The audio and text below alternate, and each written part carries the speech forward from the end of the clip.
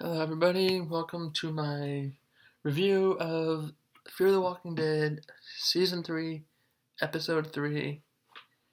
I find myself laughing at this title for a few reasons, but the title of this one, TEOTWAKI, or as it stands for, The End of the World as We Know It.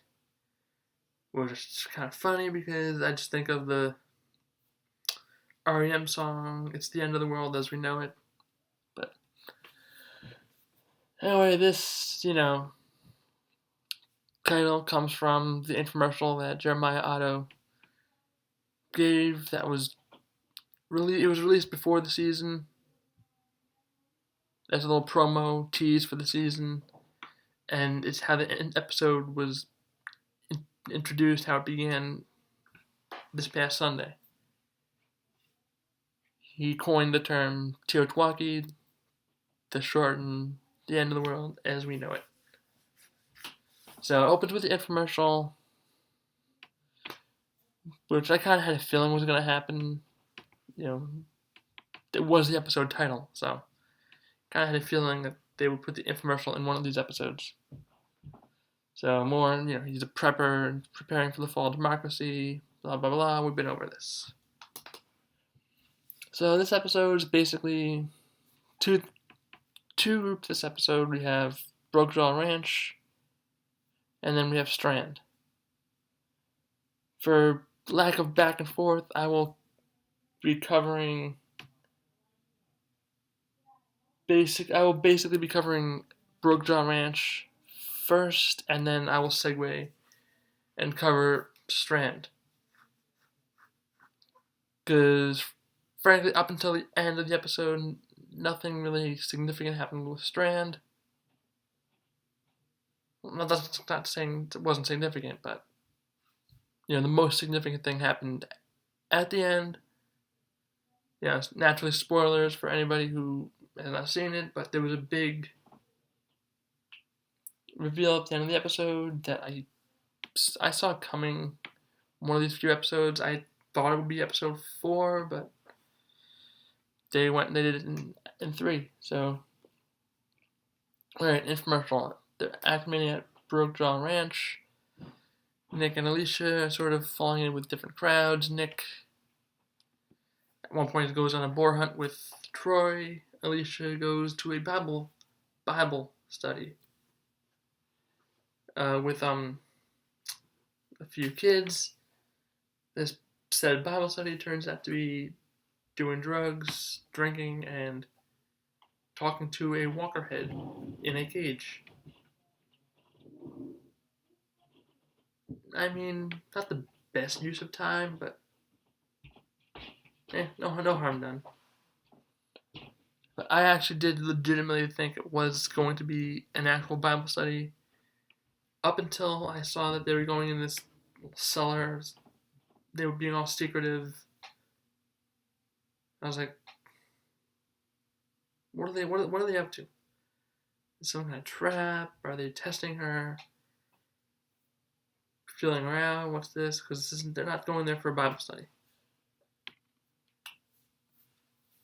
Okay, now the 4 of our group that are at Brokejaw Ranch are somewhat divided. Nick and Luciana want to leave. Nick doesn't see the big picture of why staying for right now is beneficial. Nick's just like, I hate these people. They try to, did all this bad stuff. We would have been dead if it wasn't for Jake. Travis died getting there. I'm done with these people. Once Luciana's ready to go, we're out. And Luciana also feels the same way, but Madison and Alicia are looking bigger picture. Yeah, it might not be what all of them want, but it's still better than being out there. It's all crazy circles of hell, as Alicia put it. So, if you're choosing between 2 evils, pick the lesser. Pick the one with sunshine and drinks and parties, as opposed to the one where you're fighting day to day, sleeping with one eye open. I mean, yeah, T-Dog put it in the regular, Walking Dead. I never stopped. But point being, I'm kind of with Madison and Alicia with this one. Alicia wasn't with Madison at first, but she warmed up to the idea of maybe we could stay here, at least for now, and see how it goes. It's better than being out there. And again, Madison's we can live here, and even if we have to take it over, very Rick Grimes-esque, speech to her kids, episode 2. And after the infomercial, Madison speaking at Charlene's funeral, and people really don't trust them. And to the point, if they knew all the evil things that Troy was doing, they would understand. They would understand why Madison did what she did, why her family had to do what they did. Troy's a freaking psychopath. I don't know if we can call him that by the technical definition, but for lack of a better term, psychopath. Killing people, letting them turn just to see. You're not a scientist. What can you do? Ooh, it takes somebody with this much BMI to, this amount of time to turn. Ooh, what else? Somebody who has less BMI? Ooh, they turn faster. Ooh. What is that going to prove? Are you going to find a way to prevent people from turning from that? Is that really vital information? No. He's just sick. If people at Broke Down Ranch really knew what he was doing, they would feel worse about him than they do about Madison. If people want answers. People are lashing out about the helicopter, who shot it down. Is it just some random, lone nut job? Is it a group? I don't know. I honestly, I would like it to be just one person, but knowing how The Walking Dead and Fear the Walking Dead work, it's probably a group. It might be a small group, but there's supposed to be a female villain coming in the season.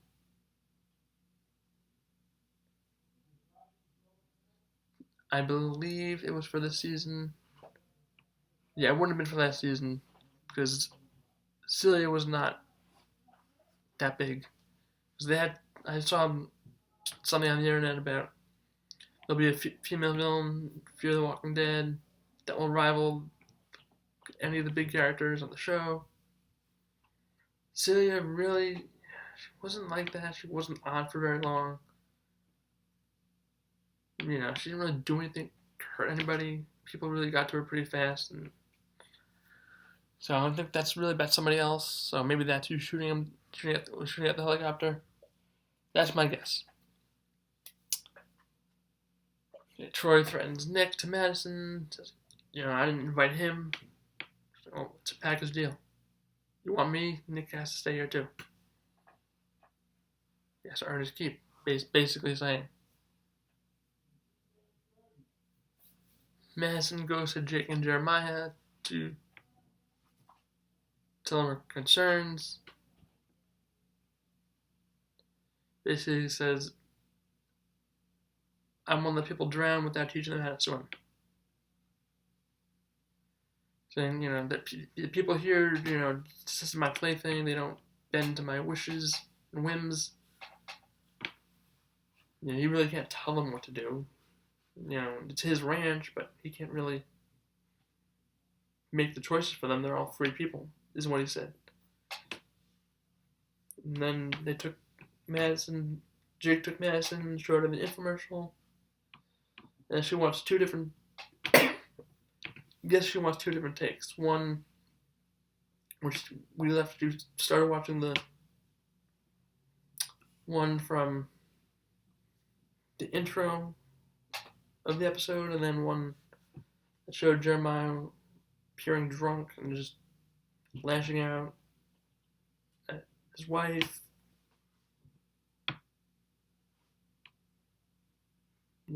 Yelling at his kid. I believe it was Troy. Yeah. Which I'm led to believe from the infomercial, reading the subtext underneath, that Jeremiah had another kid that is no longer with them because on the bottom of the screen it said Jeremiah Otto Sr., which in my experience, I've only ever seen that if there's a junior, which would mean there would say would have a son that he named Jeremiah. Which would make sense. You already have Jake, Jeremiah, and you have Troy, but excuse me, sorry. But we don't know. That could just be an oversight, or it could just be a senior anyway. But not important. Okay, Troy asks Nick to go with them boar hunting. Nick does pull a gun on Troy for whatever reason. Like, what do you get from killing him? Honestly, what do you get from that? The people at the ranch already don't trust you. You go kill Troy, and then what do you think is going to happen? I mean, I know you don't want to be there, Luciana doesn't want to be there, but Madison and Alicia are working it. They're being smart. They're pulling a Carol. Hiding in plain sight. Blending in. They're doing the Carol just without the cookies.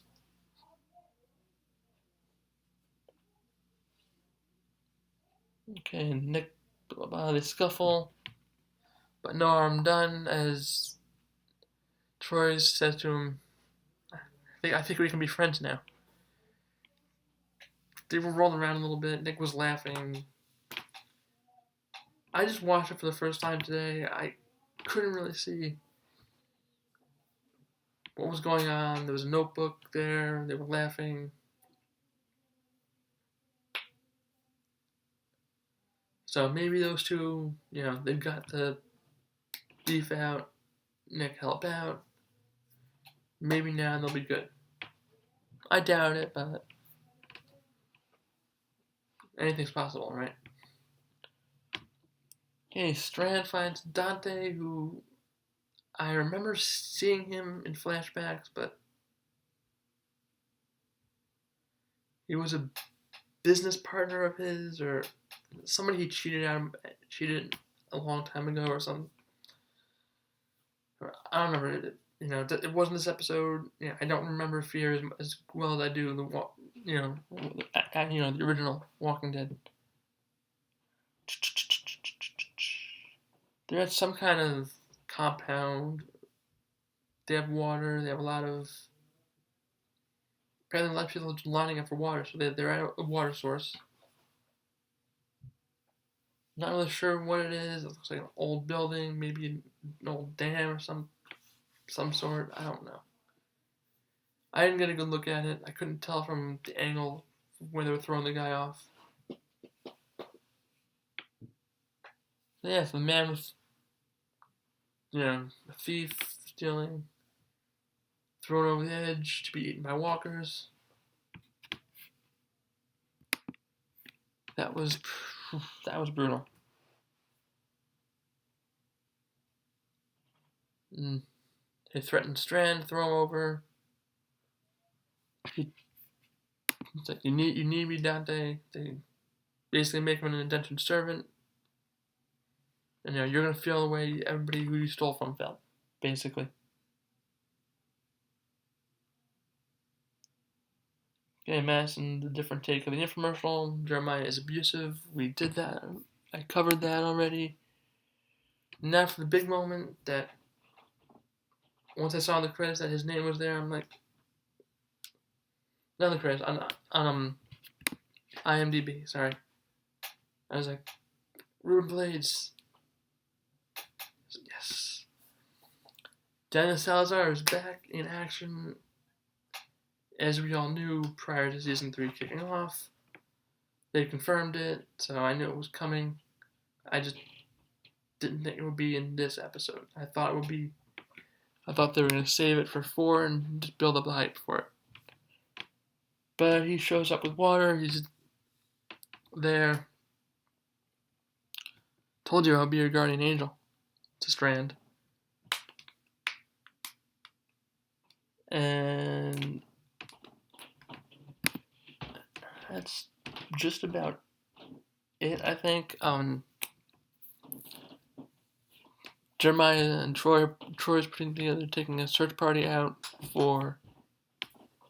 about the helicopter. They sent people out. They haven't heard anything from them in 36 hours, so they're sending a group to check it out, and Madison volunteers, much to many people's surprises. I thought it was funny. She's sitting at the table. She doesn't sit next to her kids. She sits next to Troy. Troy's like, your kids are over there.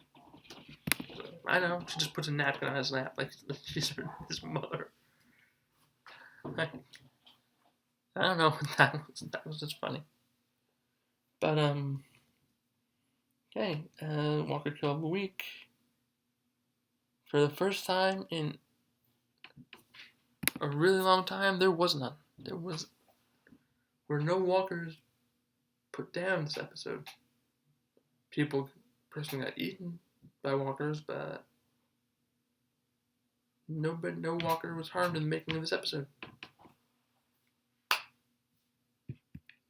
Sorry, I know that was corny, but couldn't resist the temptation. Okay, top 5 moments. 5 is going to be...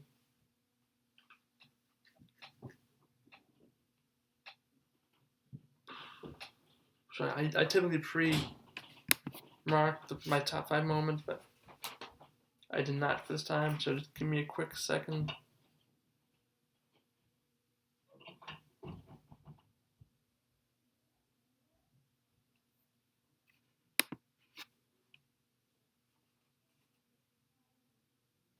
Okay, so 5 is going to be the Troy and Nick boar hunting. 4, Bible study, drug, and drinking session.